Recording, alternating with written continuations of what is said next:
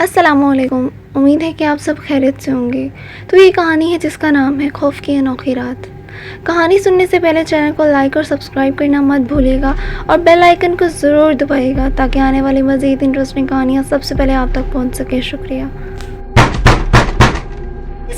इस वक्त कौन हो सकता है? मैं अज़लान को खामोश रहने का इशारा करके दरवाजे की तरफ आई। सुराग से झांकते ही मेरी तो जैसे जान ही निकल गई। उमर भाई फिक्रमंद चेहरा लिए दरवाजे पर खड़े थे और अब्बा पीछे टांगे में तकरीबन लेटे हुए थे। या अल्लाह, अब क्या करूं मैं? घबराहट से पागल हो गई। जल्दी से अज़लान को सारी सूरत हाल बताई। वो भी मेरी तरह डर गया। क्या करूं? कोई रास्ता दूसरा मौजूद नहीं था जहां से अज़लान को बाहर निकाल देती।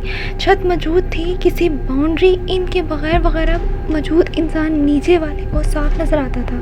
बाहर से उमर भाई मुस्तकिल दरवाज़ा भिजा रहे थे। सख्त घबराहट में एक ख्याल मेरे जहन में टकराया। कांपते हाथों से मैंने तहखाने की कुंडी खोल ली। देखो बस अज़लान, बस थोड़ी देर, जैसे ही माहौल साजगार होगा मैं तुम्हें निकाल लूँगी। मैं अपनी जल्दी में थी कि मैंने अज़लान के तासुरात तक नहीं देखे। बस अंदर धकेल कर बाहर से कुंडी लगा दी। वो मैं गुस्सा खाने में थी। उमर भाई के पूछने पर मैंने बताया। अब्बा को क्या हुआ? पता नहीं, दुकान पर अचानक गिर गए। उन्होंने बताया वो अपने तांगे पर अब्बा को उठाकर अंदर ले आए और बिस्तर पर हटा दिया। मैं हकीम साहब को लेकर आता हूँ, वो बाहर निकल गए। शुक्र है मैं तेज़ी से अंदर की तरफ मुड़ी ही थी कि दरवाजे से गली के 2 हज़रात अंदर आ गए। अब्बा के पास कमरे में बैठ गए।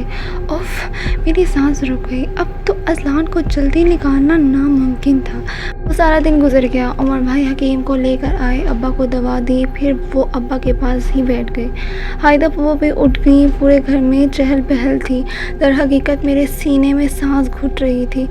जिस तहखाने में चंद मिनट ना गुजारे जा सकते थे, वहाँ इतने घंटे खुदा खुदा करके शाम हो गई। फिर रात। अब्बा को खाना खिलाकर सुला दिया। उमर भाई सारे दिन के थके हुए थे, बैठे ही सो गए। मैंने थोड़ी देर इंतज़ार किया और फिर छिपके से अपने कमरे से निकल आई। मेरे हाथ में मोमबत्ती थी। इस ज़माने में पूरे घर में चंद ही बल्ब होते थे। तहखाने में तो दिन में रोशनी ना होती थी। इस वक्त तो तहखाने का क्या आलम होगा। इन खौफनाक ख्यालों में घड़ी में आहिस्ता आहिस्ता तहखाने की तरफ बढ़ रही थी। बेचारा खौफ के मारे बेहोश ना हो गया हो, मैंने सोचा। आहिस्ता से मैंने तहखाने की रंग आलूद कुंडी खोली। अज़लान, अज़लान, जल्दी आओ बाहर, मैंने आवाज़ दी, मगर मेरी आवाज़ तहखाने की दीवारों से टकरा कर वापस आ गई। अज़लान, मैंने ज़रा तेज़ पुकारा। मैंने आगे बढ़कर मोमबत्ती की रोशनी में नीचे झांका। 1 2 3 और फिर नीचे तक सारी सीढ़ियाँ खाली पड़ी थी। अज़लान, मेरी आवाज़ कांपने लगी। मैं हिम्मत करके सीढ़ियाँ उतरने लगी और पहली मर्तबा रात के इस वक्त अकेली आखिरी सीढ़ी तक चली गई। मेरे पाँव पानी से टकरा गए। वहाँ कोई न था। तहखाना बिल्कुल खाली था। कैसे? कहाँ? मेरा दिमाग फटने लगा। मैंने अपने हाथ से कुंडी लगाई और फिर खोल ली तो फिर अज़लान, मैं वहीं बैठकर रोने लगी। तुम कहाँ हो अज़लान? आंसू में आंखों से बह रहे थे। ओह, मैं चौंक गई। मैंने आंसू पहुँचे। अगर कोई कमरे में आ गया, मेरा बेटा या बहू, तो इस वक्त रोने का क्या सबब बताऊंगी।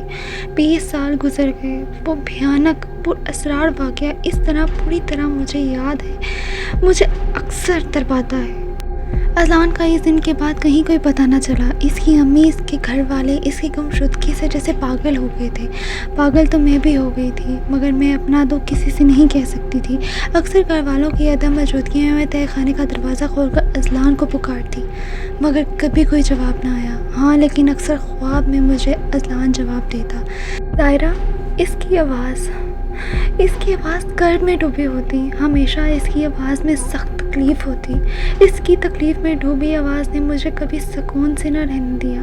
मेरी वाक़े के चंद साल बाद शादी हो गई। खुदा ने मुझे औलाद की नेमत से भी नवाजा।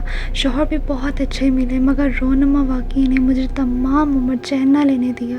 अब्बा के इंतकाल के चंद सालों बाद उमर भाई ने अच्छे इलाके में दूसरा घर ले लिया और हम इसमें शिफ्ट हो गए। मैं शादी के बाद दूसरे शहर आ गई। फिर कभी इस घर और इस मनहूस तहखाने को देखने का इत्तेफाक ना हुआ, मगर نظر تو مجھے وہ اکثر آتا ہے نیند میں، اس طرح اتنا ہی خوفناک بلکہ اس سے بھی کہیں زیادہ اور پر اسرار۔ تہہ خانہ ایک شدید غلطی کی یہ سزا کب ختم ہوگی؟ آخر کیا ہوا اذلان کے ساتھ جو وہ اس دن اس تہہ خانے سے ہی غائب ہو گیا اور آج تک اس کا آتا پتہ ہی نہیں؟ اگر آپ جاننا چاہتے ہیں کہ اذلان کے ساتھ کیا ہوا اور وہ کیسے دنیا سے ہی غائب ہو گیا تو ابھی ویڈیو کو لائک کریں، چینل کو سبسکرائب کریں اور ڈھیر سارے کمنٹس کریں، اپنے تمام دوستوں کے ساتھ شیئر کریں۔ ویڈیو کیسی لگی بھی کمنٹ کر کے بتائیے گا۔ ایک ساتھ مجھے دیں اجازت، ملتے ہیں اگلے قسط کے ساتھ۔ اللہ حافظ۔